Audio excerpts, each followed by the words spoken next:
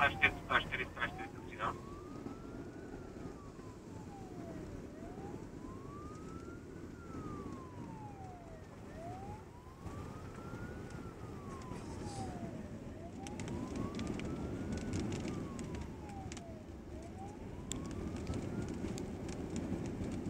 Na to 502?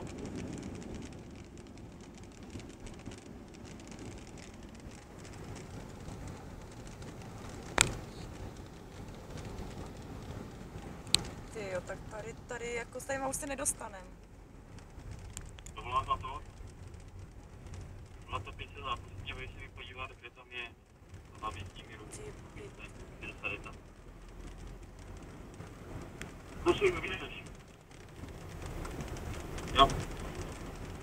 Modelářská prodejna je hned vedle pošty. Tam jak je ta drogerie, tak to pro mě patří.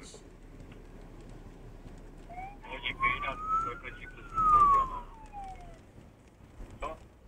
Projedeme to. Co to dělá? Podkluzuje, že?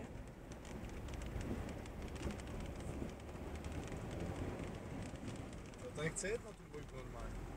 No však se divíš. To normálně nechce jet na dvojku.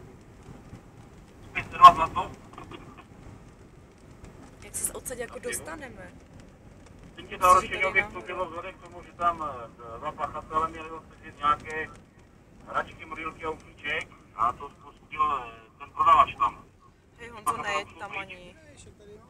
Já když tak pokud, jestli bys někde viděl, údajně toto může vyvíjet kolem 30 let, podobně mají na ty číny, nějaké, jeden má značky triko, druhé číslejší, jeden má nové vlasy a srdek, na ježka, druhý má černé krásné vlasy.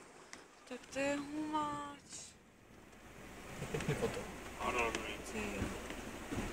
Já to natáčím všechno. Jo? Mhm. Natáčí to, že?